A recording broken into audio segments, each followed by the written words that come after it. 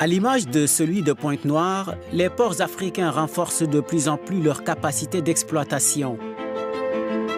Installation de nouvelles infrastructures, signature de contrats de concession, ils multiplient les initiatives pour mieux s'intégrer dans le commerce international. Les responsables portuaires du continent veulent ainsi avoir plus de pouvoir sur le marché mondial et militent en faveur d'une coopération régionale plus solide. Le commerce intra-africain est très faible, moins de 15%. Le rôle du commerce africain est très faible au niveau mondial, moins de 3%. Ce n'est pas juste.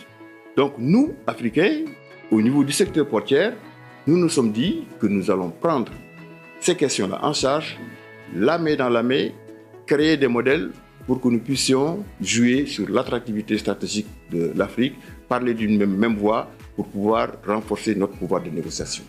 En pleine mutation ces dernières années, les ports africains veulent accélérer la cadence pour se conformer aux réalités actuelles. Ils espèrent ainsi réduire le gap qui les sépare des structures européennes et asiatiques. Mais comment y arriver? Quelle stratégie pour replacer l'Afrique au centre du commerce et du trafic maritime internationaux? Ces questions étaient au centre du 33e sommet de l'Association de gestion des ports maritimes d'Afrique de l'Ouest et du Centre et de la 11e conférence de l'Association panafricaine de coopération portuaire qui se sont tenues du 13 au 17 février à Dakar, au Sénégal. Sous le thème démarche qualité dans les ports africains en vue d'une certification ISO, enjeux et perspectives, la rencontre de Dakar a permis surtout de dresser les priorités pour une meilleure viabilité des ports africains. Booster la compétitivité, renforcer les infrastructures et la coopération pour répondre aux exigences de la mondialisation, les défis sont encore énormes. Et dans un contexte de crise, les acteurs portuaires africains plaident pour un partenariat public-privé plus solide. Les ports sont des zones préférentielles d'installation des industries. Nous avons donc la pression de ces industries, mais nous avons des responsabilités environnementales à gérer. Donc c'est toutes ces choses-là qui font que nous avons parlé de défis. Mais des défis importants dans un cas de rareté des ressources. Et ça, il faut noter.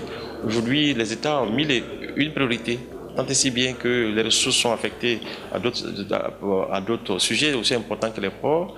Et les ports eux-mêmes aussi n'ont pas de moyens infinis. Il s'agit de concilier un peu cette nécessité d'investissement, gros investissement, et les intérêts de l'État et les intérêts des populations. Pour ce faire, les responsables portuaires d'Afrique comptent sur un appui plus accru des bailleurs et demandent un allègement des procédures. La Banque africaine de développement se dit prête à les accompagner, mais pose quelques conditions. Jusqu'à présent, nous croyons que les ports africains doivent vraiment préparer des études de faisabilité qui indiqueront la direction du type de finances que nous exigeons. Nous pouvons canaliser les ressources pour soutenir les ports du secteur public grâce à un prêt concessionnel de la banque. Et nous pouvons canaliser les ressources pour soutenir le développement de ces ports privés par un nouveau prêt concessionnel. Ensuite, nous pouvons utiliser les deux sur un projet particulier. Nous sommes donc prêts à aider à développer les ports, à les moderniser, à les réhabiliter et à élargir les ports. La modernisation et l'expansion restent en effet l'un des enjeux majeurs des nouvelles politiques de gestion des ports africains. Un secteur dynamique, mais qui peut encore faire mieux.